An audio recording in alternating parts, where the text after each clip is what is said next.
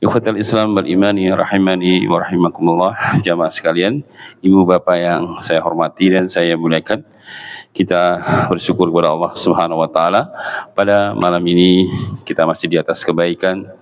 Diberilah Allah hidayah, himayah dan inayahnya sehingga badan sehat, hati pun juga sehat. Badan sehat terbukti kita masih bisa melangkah di rumah Allah yang mulia ini. Hati sehat, artinya hati yang senang dengan ketaatan, cinta dengan ketaatan, bahkan diberikan oleh Allah kenikmatan dalam melaksanakan ketaatan. Itu tanda-tanda orang yang diberikan hidayah, dijadikan hatinya lapang untuk menerima kebenaran Islam ini. Wa man yuridillahu ayyahdiyahu yasrah sadrahu lil Islam. Barang siapa yang Allah menginginkan hidayah kepada seseorang, Allah akan jadikan hamba itu yasrah sadrahu, yaitu lapang dadanya untuk menerima Islam, cinta dengan syariatnya, mengagungkannya, mencintainya, mengamalkannya dan berusaha untuk mendakwahkan kepada yang lainnya. Dan itu adalah satu kenikmatan yang tidak bisa diukur oleh apapun dari dunia dan isinya ketika seorang dijadikan hatinya cinta dengan syariat, cinta dengan agama kita ini. Kita lanjutkan pelajaran kita membaca hadis-hadis pendek dari riwayat-riwayat yang sahihah, dan kita pada malam ini sampai hadis pinten Ibu Parno yang saya hormati? 41? Ya, alhamdulillah. 41 ya. Qala al-musannif rahimahullah taala an Utsman bin Affan radhiyallahu anhu. Utsman bin Affan seorang sahabat Nabi yang mulia dan juga menantunya Nabi. Beliau salah satu sahabat yang mulia yang sudah diberikan rekomendasi dan tazkiyah sebagai ahlu surga. Ya, di antara keutamaan beliau sangatlah banyak. Beliau seorang sahabat yang dikenal dengan kedermawanannya, kaya raya dan dermawan. Beliau seorang yang digelari dengan Dunurain, orang yang memiliki dua cahaya. Karena disebut dengan Dunurain karena dia menikahi dua putri Nabi SAW, Ruqayyah dan Ummu Kulthum, ya, setelah meninggalnya tentunya. Bahkan kata Nabi, yang dikata aku punya putri satu lagi, saya akan nikahkan pula dengan Utsman bin Affan. Beliau juga dikenal sebagai seorang yang malaikat itu malu kepada beliau. Malaikat saja malu sama Utsman, ya. Karena suatu saat Rasulullah sedang bercengkrama dengan Abu Bakar dan Umar satu rumah, dan Rasulullah kelihatan pahanya, pahanya terbuka gitu, sehingga kelihatan putihnya paha beliau. Tapi begitu ada orang yang ketuk pintu mau masuk, dan itu firasatnya adalah Utsman bin Affan, maka Rasul langsung menutup pahanya. Setelah selesai perkaranya, ditanya, tadi ketika dengan kami kau biarkan pahanya kelihatan, tapi setelah Utsman datang kau tutupi ya Rasulullah. Apa yang membuat engkau demikian? Kata Nabi, bagaimana aku tidak malu sama Utsman? Malaikat saja malu sama Utsman, maka aku pun malu dengan Utsman kalau kelihatan paha saya. Di situ ada kandungan fikih hukum. Apakah paha bagi laki-laki itu aurat atau tidak? Kalau dikatakan aurat, Nabi tadi kelihatan pahanya, ya, di depan Umar dan di depan Umar dan Abu Bakar. Baru ketika Utsman datang ditutup karena malu. Nah, dari sini para ulama banyak berselisih, ya, tapi pendapat yang saya anggap lebih selamat adalah bahwa paha itu bagi laki-laki bukan aurat, tapi sebaiknya ditutup. Ya, untuk ihtiyat, hati-hati, ditutup lebih menjaga aman, ya. Jadi untuk mengatakan aurat juga tidak berani, juga nanti hadisnya sudah jelas, ya. Tapi tadi lebih baik ditutup, tapi kita tidak sampai ke mengatakan bahwa paha itu aurat. Makanya bagi laki-laki kalau mau olahraga, mau jalan kaki, mau lari, ya pakainya sampai lutut saja, celananya, sirwalnya menutupi sampai lutut, itu lebih aman, ya, lebih aman. Nah, wallahu a'lam. Nah, itu Utsman bin Affan, ya, radhiyallahu anhu. Dia orang yang sering menangis, khususnya ketika takziah. Beliau suatu saat ketika takziah ke kuburan, itu beliau menangis terseduh-seduh hingga air matanya membasahi jenggotnya yang begitu tebal. Maka para sahabat berkata, wahai Utsman, ketika diterangkan padamu surga dan neraka, kau tidak menangis. Tapi ketika kau takziah mengubur saudaranya yang meninggal, maka beliau menangis. Apa gerangan yang membuat engkau menangis?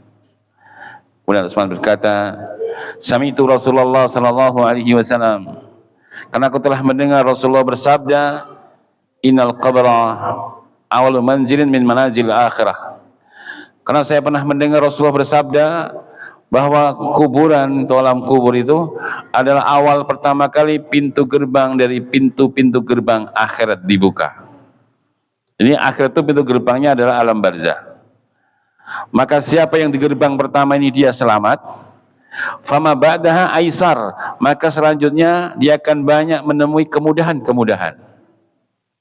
Dan siapa di alam gerbang pertama di kuburan ini dia tidak selamat, fama ba'dahu asyad, maka selanjutnya akan lebih dahsyat dan mengerikan lagi perkara yang akan dihadapi setelahnya. Maka beliau menangis ketika mengubur atau takziah. Itu menunjukkan kelembutan hati beliau. Jauh sekali dengan kita-kita ini Bapak Ibu ya. Kita ke kuburan mengantarkan jenazah, kita kadang malah guyon-guyon ya, tertawa ketiwi ya.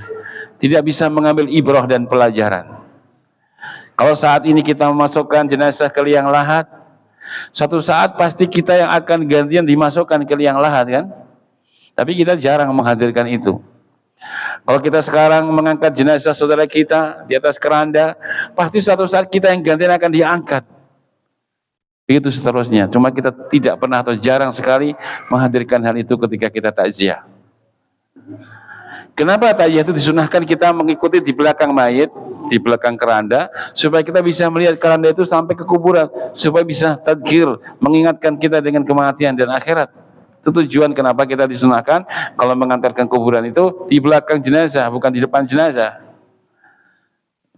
Motornya itu di belakang ambulan, bukan di depan ambulan. Biar bisa melihat ambulan dan jenazahnya. Ya, itu tujuan kita takziah, sehingga bisa pulang itu menjadikan hati ini semakin lembut, ya, semakin baik ketika kita diberi pelajaran dengan kematian. Karena itu Rasul bersabda, aksir dzikr hadimil ladat, perbanyaklah kalian mengingat penghancur kenikmatan dunia, yaitu al-maut. Ya, di antara cara agar kita banyak ingat kematian adalah dengan takziah, mengantarkan jenazah. Nah, itu sekedar sedikit tentang Utsman bin Affan dengan segala keutamaannya. Nah, qala, beliau berkata, qala Rasulullah sallallahu alaihi wasallam, khairukum man ta'allama Qur'ana wa 'allamah. Ini hadis ma'ruf ya, rawahu Bukhari. Di mana Rasulullah mengatakan khairukum, sebaik-baiknya kalian, man ta'allama Al-Qur'an, seorang yang belajar Al-Qur'an. Jadi belajar Al-Qur'an sudah baik. Wa 'allamah, kalau dia mengajarkannya tentu akan lebih baik lagi. Di sini menunjukkan bahwa kebaikan seorang hamba itu adalah mempelajari agama Allah, mempelajari Al-Quran. Ya, karena Al-Quran kandungannya adalah berisi tentang kebaikan. Ya, sumber kebaikan itu ada Al-Quran. Ya, ladang kebaikan. Siapa yang menjadikan Al-Quran sebagai jalan hidupnya pasti dijamin selamat di dunia dan selamat di akhirat. Itu pasti, tidak mungkin tidak. Ya, fa imma ya'tiyannakum minni hudan, maka apabila datang kepadamu dariku hudan, hudan itu jamak dari hidayah, petunjuk, itu Al-Quran. Waman tabi'a hudaya fala yadhillu wala yashqa, maka siapa yang ittiba, mengikuti petunjukku yaitu Al-Quran, maka dia tidak akan celaka, sesat di dunia, tidak akan celaka di akhirat, pasti itu selamat. Ya, menjadikan Al-Quran sebagai jalan hidupnya. Ya ayuhan nas qad ja'akum mau'izatum mir rabbikum wa syifaan lima fis sudur wa hudan wa rahmatul lil mu'minin. Wahai segenap manusia, sungguh telah datang kepada kalian mau'izah, nasihat, tunjuk sebagai syifa, obat, rahmat bagi orang-orang yang beriman. Ya, wa nunazzilu minal Qur'ani ma huwa shifaa'un wa rahmatul lil mu'minin wa la yazidud dhalimina illa khasara. Dan kami turunkan Al-Qur'an apa yang di dalamnya sebagai hudan, petunjuk dan syifa, obat bagi orang-orang yang beriman. Dan masih banyak lagi ayat-ayat yang lain tentang Al-Qur'an, sumber kebaikan, sumber keselamatan. Makanya siapa yang pelajari, sebaik-baiknya kalian adalah orang yang belajar Al-Quran, dan apalagi dia mengajarkannya. Dia pelajari bagaimana cara membaca yang benar. Setelah itu dia mengajari anak-anak kecil membaca Al-Quran yang benar. Ini amalannya luar biasa. Jangan meremehkan guru TPQ, atau jangan minder jadi guru TPQ. Mengajari anak-anak kaum muslimin Al-Quran. Coba Bapak Ibu bisa bayangkan, kalau anak-anak kita bisa baca Al-Quran karena yang ngajari kita, sepanjang anak itu baca Al-Quran, gurunya dapat pahala terus. Mungkin sekarang kita kenal Imam Bukhari dengan segala kealimannya, ilmu hadis ya, bukan Muslim, Imam Ahmad, Imam Malik. Bapak pernah berpikir betapa besar pahala guru-guru TPQ mereka? Siapa yang pertama ngajari Al-Quran? Imam Bukhari, baca Al-Quran. Imam Malik, Imam Ahmad dan lainnya. Betapa besar pahala orang yang mengajari Imam Bukhari baca Al-Quran. Guru-guru TPQ, guru-guru TPA, itu amalan yang mulia. Ya, mengajarkan Al-Quran. Sebaik-baiknya kalian orang yang belajar Al-Quran wa'allamah, dan mengajarkannya. Sebaik-baiknya orang itu. Kalau kita ingin jadi orang sebaik-baiknya orang, jadilah orang yang senang belajar, nuntut ilmu, mengkaji agama Allah, dan mengajarkan semampu kita dapatkan dari ilmu. Ya. Oh, saya mau mengajarkan anak kaum muslimin baca Al-Quran yang baik. Masya Allah, itu amalan yang mulia. Semangatlah, itu amalan yang sangat besar. Pahalanya akan mengalir sepanjang anak itu membaca Al-Quran. Makanya kata Syekh Abdul Razak bahwa maukah kalian memiliki dua nyawa? Kehidupan yang kedua, kata beliau, kehidupan yang kedua itu adalah hayatul tsaniyah, adalah mengajar.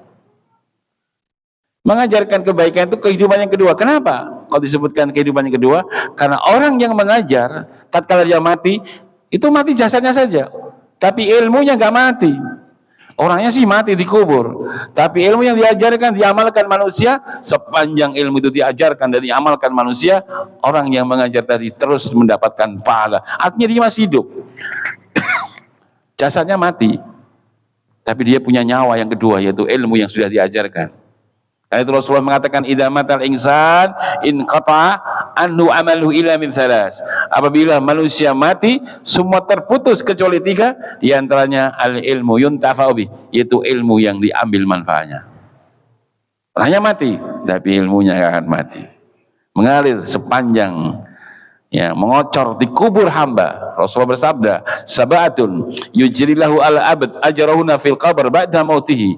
Ada 7 amalan yang Allah akan terus mengalirkan pahala di kubur hamba sepeninggalnya. Di antaranya yang pertama, man 'allama ilma, seorang yang mengajarkan ilmu. Karena itu Bapak Ibu, senanglah untuk menjadi pengajar-pengajar kebaikan. Kalau tidak bisa menjadi pengajar, jadilah donatur-donatur yang dengan itu uang kita dimanfaatkan untuk tersebarnya ilmu, supaya dapat pahala yang sama. Ya, kalau nggak bisa lagi, jadilah orang-orang yang tenaganya, waktunya untuk mengurusi dakwah, mengurusi kajian-kajian ilmiah, supaya kita juga dapat pahala jariah. Ya, begitu. Karena hadis ini, khairukum man ta'allama Qur'an wa 'allamahu. Ya. Cuma harus belajar dulu, tidak boleh jadi pengajar tanpa belajar. Nanti kita bicara tanpa ilmu. Ya. Baca Al-Quran aja belum bisa, sudah dakwah ke Eropa. Dakwah ke mana-mana. Disuruh ngisi baca Al-Quran masih belum bisa. Wala taqfu ma laisa laka bihi ilm, kata Allah, kau jangan berhenti pada sesuatu yang kau tidak punya ilmunya. Kalau belum punya ilmu, nggak boleh berdakwah. Dakwah itu dengan ilmu. Qul hadhihi sabili yad'u ila Allah ala basiratin ana wa man ittaba'ani wa subhanallahi wa ma ana minal musyrikin. Surah 12 ayat ke-108. Qul, Muhammad, katakanlah, hadhihi sabili, ini jalanku. Apa jalanku? Ad'u ilallah ala basirah. Aku itu menyeru manusia ke jalan Allah, bukan ke jalan partainya, bukan ke jalan kelompoknya, bukan ke jalan jamaahnya, tapi ilallah, menyeru manusia kepada jalannya Allah. La ilaha illallah, itu dakwah. Ana wa man ittaba'ani, saya dan para pengikutku, maktuf kepada ad'u ilallah ala basirah. Saya dan para pengikutku, mereka berdakwah juga di jalan Allah dengan ilmu. Basirah itu dengan ilmu dan keyakinan yang benar. Ilmunya benar, keyakinannya benar, baru didakwahkan. Ya. Jadi dakwah itu pakai ilmu seperti ini. Saya dakwahkan ini kan, baik bapak-bapak, ini namanya bendera Indonesia merah putih. Saya katakan ini dengan ilmu. Sejak saya kecil saya sudah ngerti ini bendera ya Indonesia. Maka saya dakwahkan, saya nggak takut. Bapak-bapak, ibu-ibu, ini namanya bendera Indonesia merah putih. Saya ucapkan dengan ilmu. Andai kata datang 1.000.000 manusia, Abu Adib, itu bukan bendera Indonesia, itu bendera Belanda. Nggak akan saya terima. Walaupun 1.000.000 manusia memprotes saya. Kenapa? Karena saya dakwahkan ini dengan ilmu dan keyakinan yang benar, bukan asal-asalan. Itu contoh saja ya. Dakwah itu begitu. Makanya seorang harus belajar dulu, nggak boleh jadi dai. Ya. Dakwah itu hukumnya fardu kifayah, sementara belajar hukumnya fardu ain, ya. Nah, jangan keliru, belum belajar dakwah kemana-mana. Bukan kebaikan yang tersebar, keburukan dan fitnah nanti. Ya, hati-hati. Ya. Semangat dakwah itu bagus, tapi harus juga semangat ngaji. Ya, jangan cuma semangat ceramah, tapi nggak semangat belajar, repot nanti. Harus ngaji. Maka lihat, sebaik-banyaknya orang yang belajar. Sebutkan dulu, orang yang belajar Al-Quran dan setelah itu baru mengajarkannya. Khairukum man ta'allama Qur'ana wa 'allama. Sebaik-banyaknya orang yang belajar Al-Quran dan mengajarkannya. Ya. Yang jelas Al-Quran adalah sumber kebaikan. Ya, sumber kebaikan. Nah, membacanya saja sudah digajar 10 satu hurufnya tanpa dia mengetahui maknanya loh. Dia nggak ngerti artinya, dia nggak paham maknanya, apalagi tafsirnya. Namun ketika dia membaca niatan untuk ibadah, satu hurufnya digajar 10, bayangkan. Kalau Bapak sudah khatam, sudah berapa juta Bapak pahala dapatkan dari baca Al-Quran. Ya. Nah, hadis selanjutnya 42. An Aisyah radhiyallahu anha qalat qala Rasulullah sallallahu alaihi wasallam innallaha lafiqun yuhibbur rifqa fil amri kulli, muttafaqun alaih. Aisyah berkata, telah bersabda Rasulullah sallallahu alaihi wasallam, sesungguhnya Allah itu rafiqun, rafiq, lembut, raqaiq, lembut, yuhibbur rifqa, mencintai kelembutan, fi amri kulli, pada semua urusannya. Artinya kelembutan itu ditaruh dimanapun selalu baik. Ya, ini sebenarnya ada yang lebih panjang hadisnya ya, kisah hadis ini berkaitan dengan ketika Rasulullah dengan Aisyah ketemu Yahudi dan Yahudi mengatakan assalamualaikum. Ya. Assam itu artinya kebinasaan. Assalamualaikum, kebinasaan bagimu wahai Muhammad. Lamnya dibuang. Kalau assalamualaikum kan keselamatan, ini alamnya dibuang. Assalamualaikum, ya. Kecelakaan bagimu. Ya. Maka Nabi mengatakan alaikum, dikembalikan atas kalian kecelakaan. Namun Aisyah tidak bisa menerima, jengkel, marah, emosi, gitu ya. Aisyah mengatakan alaikum, atas kalian kebinasaan, wahai para babi-babi dan kera-kera. Tambahi oleh Aisyah, wahai para babi-babi dan kera-kera. Nabi SAW, ya Aisyah, nggak usah seperti itu. Ya Rasulullah, apakah jenengan tidak mendengar tadi dia katakan assalamualaikum? Ya saya dengar, udah saya jawab kan, alaikum. Saya kembalikan kebinasaan kepada mereka, udah. Tapi Aisyah, wah atas kalian kebinasaan dan para babi-babi dan kera-kera. emosi sampai ya. Kemudian kata Nabi, ya Aisyah, innallaha rafiqun yuhibbur rifqa, inna rifqa la yakunu fi syai'in ila zana wa la yunza'u min syai'in ila sana. Wahai Aisyah, sesungguhnya Allah itu lembut, mencintai lemah lembut. Barang siapa, apabila suatu urusan yang urusan itu ada padanya lemah lembut, maka yang muncul adalah kebaikan. Dan apabila suatu perkara atau suatu masalah yang ada adalah kekasaran, arogan, keras dan lain-lainnya, maka yang muncul adalah kejelekan. Itu lebih panjangnya begitu supaya lebih mudah difahami. Rafiqnya, Rafiq itu sifat, ibu bapak ya. Sifat itu ada dua. Yang nama sifat, tabiat, watak itu ada dua. Ada tabiat yang sudah dari sononya, artinya sudah diberi Allah dari sananya. Memang orang itu tabiatnya lemah lembut, tabiatnya temperamen. Ada orang yang memang orangnya keras, kasar, memang sudah diberi dari sononya. Ada orang yang temperamen orangnya yang lembutnya ada. Tapi ada suatu tabiat dan watak yang bisa diikhtiari, diupayakan. Ya, bisa dicari. Ya, setelah mengetahui Allah mencintai lemah lembut, saya ingin jadi orang yang berlembut hati, yang lembut. Dia berusaha, dia melatih, mendidik agar dia selalu bersikap lemah lembut. Itu juga bisa. Dalilnya Rasulullah bersabda, innar rajul la yasdiqu hatta yuktaba indallahi siddiqan. Sungguh seorang laki-laki yang dia selalu membiasakan diri dengan jujur, sehingga jujur menjadi karakternya, sehingga dia dicatat sebagai orang yang jujur. Nah, di situ kata para ulama, Ibnu Hajar khususnya menjelaskan bahwa watak tabiat itu bisa diupayakan dengan dia melatih terus menerus sampai dia memiliki watak yang baik. Tapi jangan riyadhah tadi ya, membiasakan terus dengan jujur, mau bohong nggak boleh, jujur mau bohong nggak boleh, dilatih terus dan akhirnya bisa didapatkan watak dengan dia melatih diri untuk selalu berakhlak yang baik. Ya, jadi gitu ya. Jubun, bakhil, bakhil ya. Bakhil itu juga ada yang pembawaan dari sana. Memang oleh Allah dia dikasih watak bakhil. Walaupun dia orang Islam, banyak orang Islam bakhil kan, banyak sekali, bukan cuma banyak. Orang Islam bakhil banyak. Kalau dia nggak berusaha menyembuhkannya, sampai mati pun dia akan bakhil. Walaupun tiap hari dia pengajian. Tiap hari dia pengajian. Kalau bakhilnya itu tidak disembuhkan, ini penyakit. Bakhil dia akan bakhil terus. Nah, terus gimana menyembuhkan kebakilan? Ya dipaksa sedekah, dipaksa memberi. Itu caranya, obatnya pahit memang. Mau bakhil nggak boleh bakhil, bismillah sedekah. Mau bakhil lagi nggak boleh bakhil, bismillah ikut sedekah. Ada renovasi, bismillah nggak boleh bakhil, ikut renovasi. Ada ini ada yang sakit, ikut bismillah. Terus akhirnya nanti bakhilnya mati, sudah berubah menjadi dermawan. Kenapa? Dipaksa tadi, dilatih terus akhirnya berubahlah wataknya yang semula bakhil jadi dermawan. Caranya apa? Tadi. Kalau dia nggak begitu, nggak melatih, nggak terus memaksa untuk memberi, sampai mati pun dia akan bakhil terus, walaupun tiap hari dia pengajian. Begitu penyakitnya, nggak disembuhkan, nggak diobati. Ya, paham ya, gitu.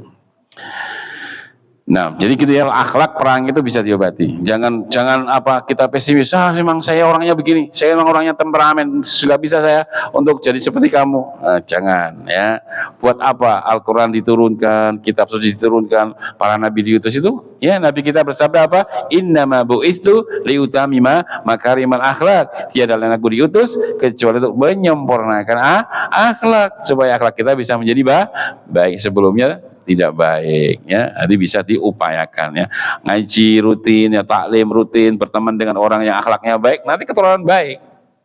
Coba jenengan misalkan sukanya miso-miso, dikit-dikit miso, terus temennya orang-orang soleh yang nggak pernah begitu, kalau ada satu astagfirullah, Allahu Akbar gitu, jenengan pasti ya mau miso ngampet terus, sebab teman-temannya nggak ada yang miso, lama-lama mari sampean. Tapi jenengan asalnya nggak suka miso, tapi gerombolannya temennya miso-miso, lama-lama ketularan. Anak-anak kita nggak pernah diajari, tiba-tiba pulang-pulang celengin, bisa mulai celeng suka ngerti le. Dia dengar tetangganya anak-anak muda yang nggak baik, anak-anak suka di situ celeng wedus, mulai padu karo mas celeng wedus, lu anaknya bang tuane kaget tuh kok ngerti nih. kosakata wedhus atau celeng ya, dari dia mendengar. Makanya akhlak itu bisa diupayakan ya dengan cara tadi melatih ya, melawan, kemudian berteman dengan orang yang berakhlak baik. Insya Allah nanti kita jadi ketularan baik ya. Jadi jangan putus asa. Oh, akhlak nggak bisa berubah, bisa dengan cara riyadhah latihan tadi ya. Kalau sudah buruk jangan diformalin. Tahu formalin? Diawet loh ya. Sudah bakhil itu buruk, diformalin bakhil terus ya sampai mati bakhil, nanti harus disembuhkan, dipaksa untuk bersedekah. Hadis selanjutnya 43. An Abdillah bin Umar radhiyallahu anhu qala Rasulullah sallallahu alaihi wasallam kullu muskirin khamrun wa kullu muskirun haram. Kata Nabi, semua yang muskir, yang memabukkan itu haram. Semua yang memabukkan itu khamr namanya, khamr. Semua yang membuat mabuk itu namanya khamr. Mau namanya topi miring, mau namanya vodka, Manson, whisky, apa kalau diminum teler itu namanya khamr, walaupun anggur cap orang tua. Tapi kalau diminum kok teler itu namanya khamr, cap orang tua. Walaupun namanya KTI, ketan ireng, tapi kalau diminum teler itu KTI khamr, gitu ya. Jangan pada nama, tapi pada hakikatnya. Kalau membuat orang teler, itu namanya khamr. Mau diganti marjan juga khamr. Itu marjan loh. Marjan kok diminum teler. Ya. Kata para wali-wali Allah katanya. Kalau udah jadi wali, itu khamr sudah boleh nggak dilarang lagi. Sebab dia sudah wali Allah. Beda dengan yang masih syariat, masih terikat dengan syariat. Tapi kalau udah jadi ma'rifat, sudah wali, itu khamr sudah tidak lagi haram. Sebab, loh kenapa haram? Sebab itu khamr, kalau diminum oleh wali Allah, masuk ke tenggorokan, jadi marjan. Tapi kok teler? Katanya dari marjan, tapi kok sempoyongan? Ya ini, wah kurang ajar ini. Ada kan kelompok Thariqat Sufiyah. Nah, kelompok Thariqat itu ada, Islam itu ada 3 katanya. Pertama adalah syariat, yang kedua ma'rifat, kedua hakikat. Ya, syariat itu seperti kita semua ini masih tingkat yang paling rendah. Dikatakan syariat karena masih terikat dengan syariat, al-haram, sholat, puasa, kita wajib. Kalau sudah bagus syariatnya, nanti sudah masuk ke jenjang ma'rifat. Kalau sudah ma'rifat ini sudah nggak lagi terikat dengan syariat. Jadi sholat. Sholat itu bagi orang yang masih syariat. Pakai dalil nggak? Pakai dalil Bapak Ibu. Dalilnya ada di surat Al-Hijr ayat terakhir. Surah nomor 15 ayat terakhir. Apa kata Allah? Wa'bud rabbaka hatta ya'tiyakal yakin. Wa'bud rabbak, sembahlah Rabbmu, ibadalah kepada Tuhanmu, hatta ya'tiyakal yakin, hingga atau sampai datang kepadamu keyakinan, kemakrifatan. Loh, yang wis yakin Allah ku yono, Allah ku Tuhanmu, yo wis berarti ku wis makrifat. Wa'bud rabbaka hatta ya'tiyakal yakin. Sembah Allah sampai kau yakin. Udah yakin? Udah. Nah, ini sudah makrifat, sehingga nggak lagi sholat, khamr nggak lagi haram, gitu. Ya, itu sudah makrifat. Ya, padahal ayat itu makna al-yakin itu kalau dia sedikit mau capek-capek buka tafsir Ibnu Katsir, tafsir At-Tabari dan lainnya, mana wa'bud rabbaka hatta ya'tiyakal yakin itu maknanya wa'bud rabbaka hatta ya'tiyaka al-maut. Al-yakin maknanya al-maut, sembahlah Tuhanmu sampai kau mati. Dan itu yang dilakukan Nabi dan Rasul, mereka beribadah kepada Allah sampai mati. Itu maknanya, bukan diartikan yakin dengan makrifat, tapi yakin itu al-maut, kematian. Nah, itulah kesesatan ya, memelintir, mentahrif Al-Quran dengan pemahaman hawa nafsunya, dipahami sesuai dengan hawa nafsunya. Yang ketiga, hakikat. Ini hakikat itu sudah wahdatu al-wujud, sudah menyatu dengan wujudnya Allah. Sudah manunggaling Gusti kaulo. Saya itu ya Allah sudah bersemayam di tubuh saya. Itu sudah kafir lagi ya. Nah, itu ada suatu kelompok yang seperti itu ya. Naudzubillah.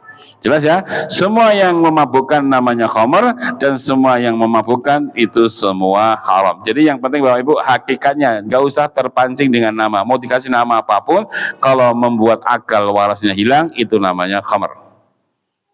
Berarti semua masalah bisa dikiaskan di sini, iya. Mungkin akan tanya, narkoba haram. Mana dalilnya narkoba haram? Apakah ada? Rasul mengatakan sabu-sabu haram. Allah mengatakan misalkan putok haram, narkotika haram. Mana dalilnya? Kalau ada saya tinggalkan. Ya nggak akan ada, no Pak.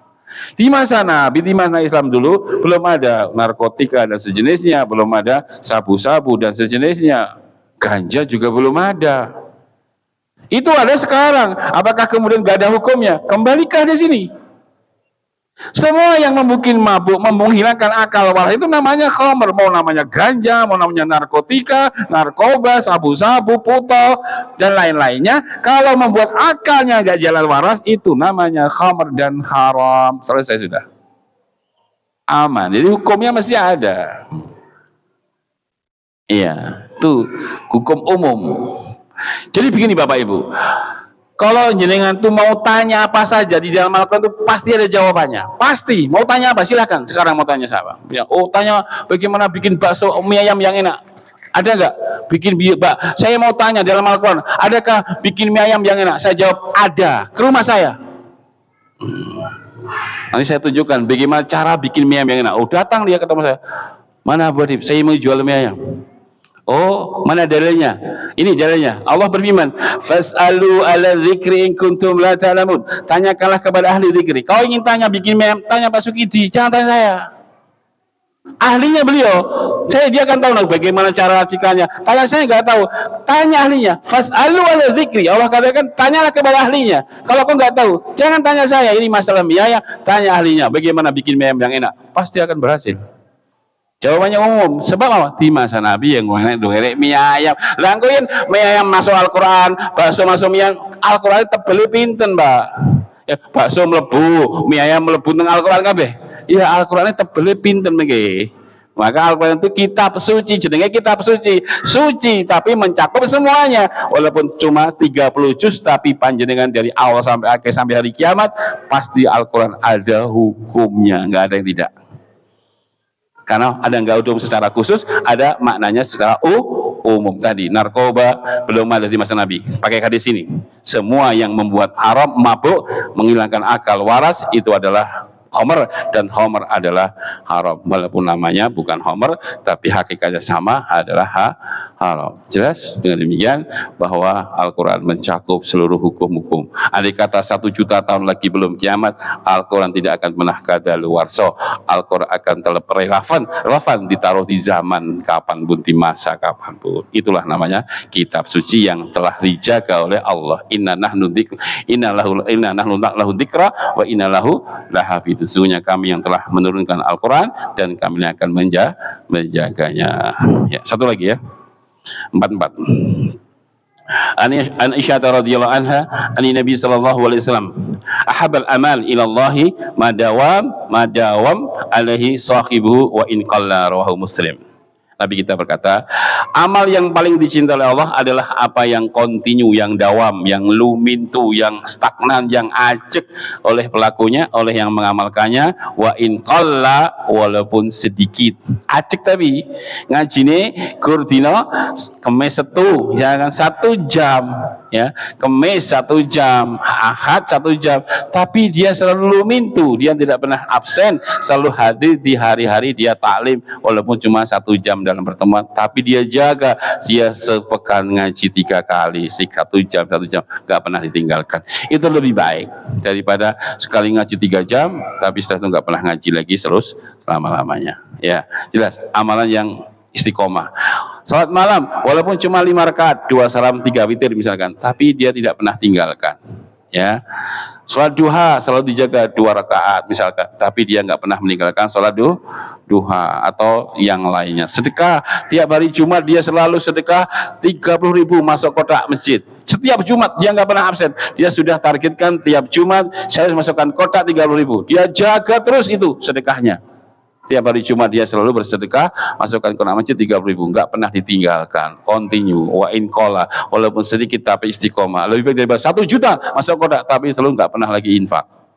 Ya, mending 30.000 tapi tiap pekan, tiap hari Jumat dia sisihkan rezekinya untuk masukkan kotak masjid. Saya punya amalan, misalkan setiap hari Ahad, misalkan saya akan kasih anak yatim 50.000, misalkan begitu. Di hari Ahad selalu sisihkan uangnya 50.000 untuk menyantuni anak yatim. Terus dia jaga istiqomah, itu luar biasa. Orang yang istiqomah itu pasti masuk surga, ya. Wa innal ladzina qalu rabbunallahu tsumma istaqamu tatanazzalu 'alal malaikati alla takhafu wa la tahzanu wa basyiru bil jannah allati kuntum tu'adun. Orang-orang yang berucap Rabb kami adalah Allah, kemudian dia istiqomah di atas Rabb itu, maka dia akan turun kepadanya malaikat. Malaikat berkata, agar kau tidak usah takut dan sedih, bergembiralah kau dengan surga apa yang Allah janjikan kepada kalian, wahai orang-orang yang istiqomah. Karena itu istiqomah adalah hal yang sangat dicintai oleh Allah Subhanahu wa taala, walaupun sedikit apa tapi banyak, sudah banyak istiqomah, ya. Ngajinya sering, setiap hari ngaji dan istiqomah, itu lebih dicintai. Sedekahnya banyak dan istiqomah. Nah, mungkin ini dulu. Ada pertanyaan? Masih ada 5 menit, silahkan. Ini di copy saja, Bu, ya. Di copy supaya bisa jadi catatan nanti. Ya. Ada PDF-nya di copy, Mas. Tadi saya kirim, Mas. Udah. Atau saya kopikan, nggak apa-apa nanti kalau saya sempat. Mulai hadis 45 ya, bisa saya kopikan. Ya, walaupun cuma selembar-selembar dulu ya. Nanti kalau ya selembar-lembar supaya Bapak Ibu ada pegangan ya. Syukur-syukur nanti bacanya gantian ya. Supaya yang baca gantian giliran ya. Insyaallah. Sabtu depan insya Allah ya, saya ingatkan nanti, saya kopikan saja, Mas ya, nanti buat pegangan Bapak Ibu. Ibu-ibu kira-kira yang biasa ada berapa person Ibu? Kira-kira 10, 5, 6, 7? Ya. Oh banyak ya, 15 ya. Bagi mungkin sekitar 50 cukup ya, insya Allah. Ya, satu lembar. Insya Allah mudah-mudahan barokah ya. Ya, sebenarnya biar nggak ngantuk, namanya tentang tegangan ini kan bisa nyolek-nyolek gitu, ya. Qayyidul ilma, Nabi katakan qayyidul ilma, ikat ilmu itu. Bagaimana cara ikat ilmu? Bil kitabah, Nabi katakan dengan catatan-catatan. Ini kalau ada catatan kan nanti bisa pulang ngulang, no? Kalau sekarang bisa nggak ngulang? Sulit ya, wong jenengan binten kali Imam Bukhari, ya.